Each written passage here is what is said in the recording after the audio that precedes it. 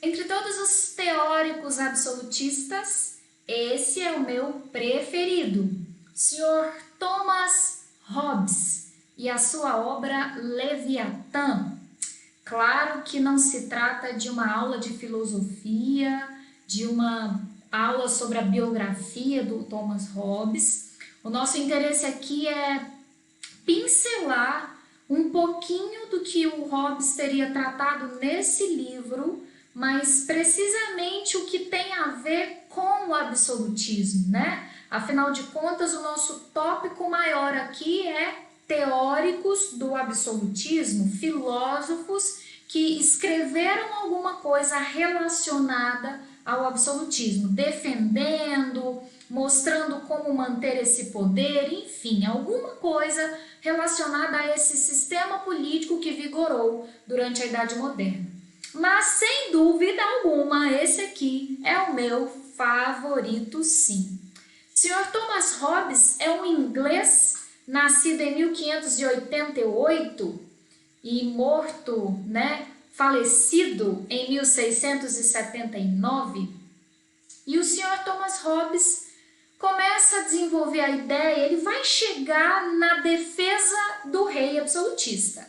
O ponto ápice da sua ideia, da sua proposta teórica, é defender a necessidade de um poder, de um rei que comanda, de uma autoridade, de um Estado forte.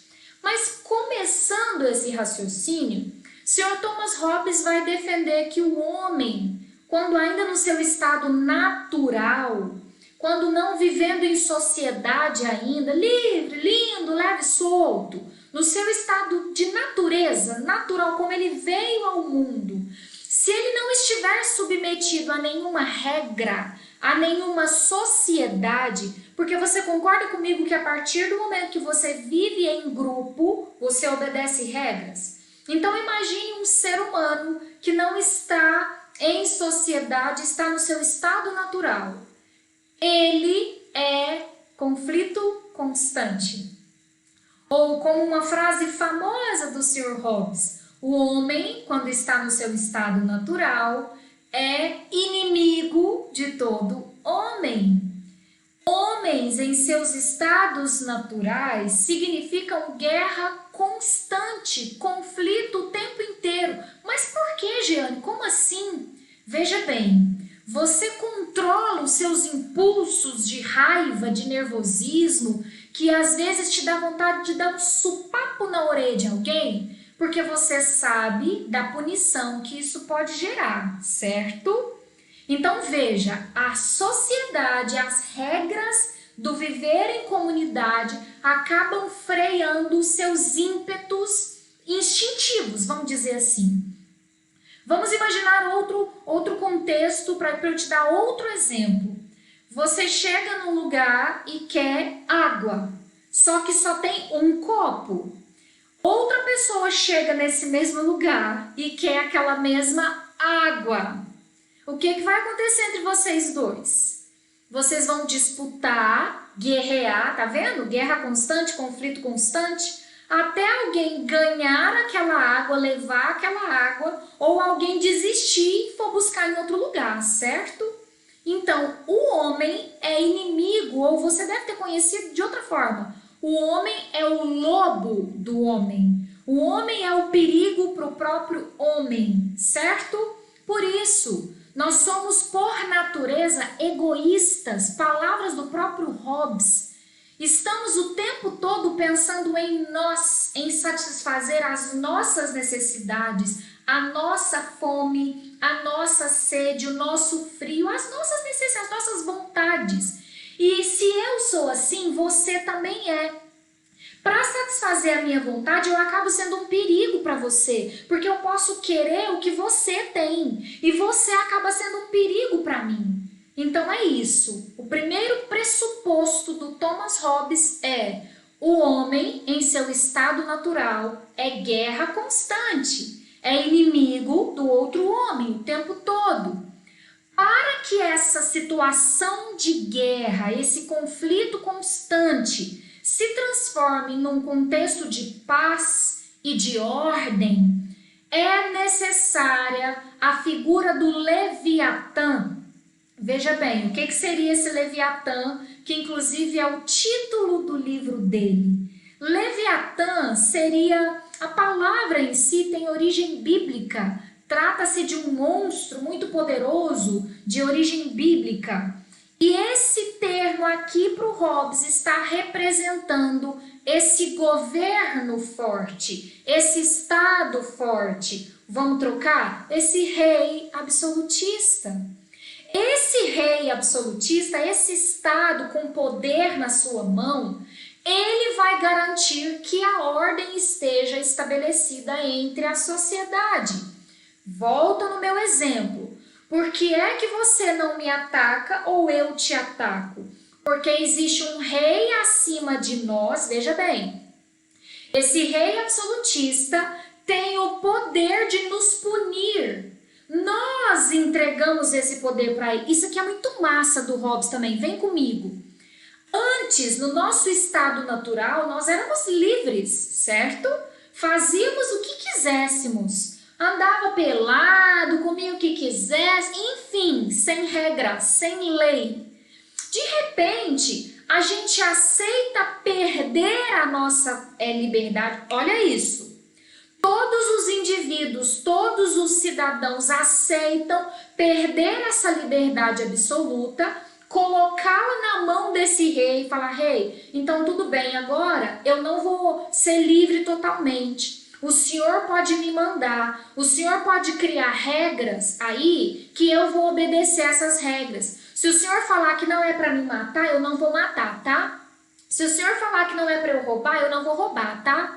Veja que eu abri mão da minha liberdade. Antes eu poderia fazer o que quisesse, não existiam amarras para mim.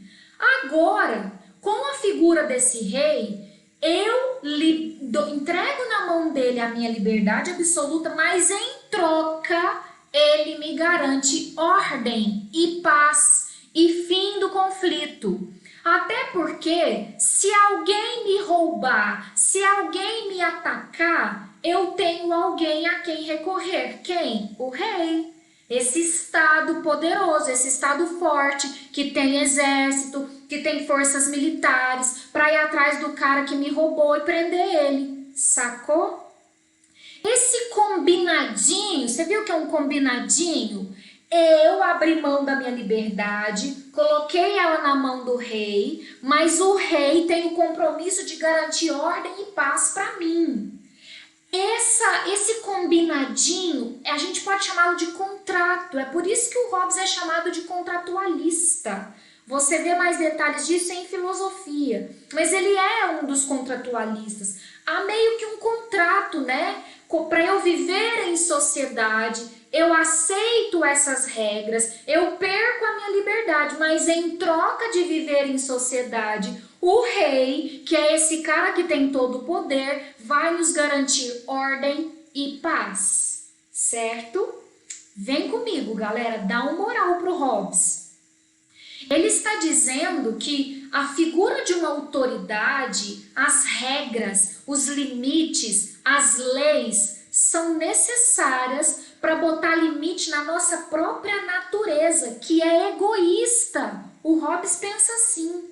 Talvez você já ouviu falar que o homem é mau, que o homem é o lobo do homem. Tá, tudo bem, mas a palavra do Hobbes é egoísmo. E faz sentido. O homem só pensa nele, nas suas necessidades. E se a gente ficasse só nesse egoísmo, cada um no seu egoísmo, seria uma bagunça, vocês concordam?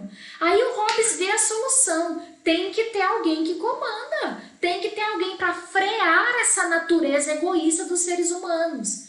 Veja isso. Ele está justificando o poder do rei. Ele está comprovando com os argumentos dele, né, que é necessário essa autoridade poderosa. Vou voltar para você agora olhar para essa figurinha como se fosse o Leviatã, né? Repara que é o rei, a coroa está aqui, mas o corpo do rei é formado por muitas pessoinhas. É isso, as pessoas deram o poder para o rei. né? Então as pessoas fizeram esse combinado, esse contrato para que o rei tivesse esse poder grande, esse estado forte. Cada um cedeu a sua pitada de liberdade para que o rei tivesse toda a autoridade e garantisse a ordem e a paz. Esse é o senhor Thomas Hobbes. E agora nós vamos ler palavras, um trechinho do próprio Hobbes. Durante o tempo em que os homens vivem sem um poder comum, capaz de os manter a todos em respeito, eles se encontram naquela condição a que se chama guerra. E uma guerra que é de todos os homens contra todos os homens. Veja bem, cuidado com esse pego no vestibular. Ele não está falando de uma nação contra outra. Ele está falando de um indivíduo contra outro. Você e suas necessidades e o seu egoísmo contra eu e minhas necessidades e o meu egoísmo. Então, todos os homens contra todos os homens, não país com país, ok? Pois a guerra não consiste apenas na batalha ou no ato de lutar, mas naquele lapso de tempo durante o qual a vontade de travar batalha é suficientemente conhecida. Esse pedacinho é muito sutil, é muito sensível dele. Ele está querendo dizer o seguinte, e você que está achando que não é guerra constante, eu não estou falando que guerra é só o fato de lutar, viu? Você pegar nos cabelos da Jeane e Jeane pegar nos seus cabelos, não é isso.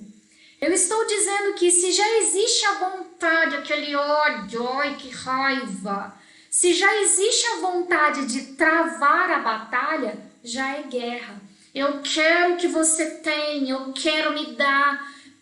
Pois é, e quem bota limite nisso? O rei, a sociedade que coloca na mão do rei esse poder para limitar esse egoísmo. Não sei se você curtiu, mas eu curto muito o senhor Thomas Hobbes, um dos teóricos absolutistas.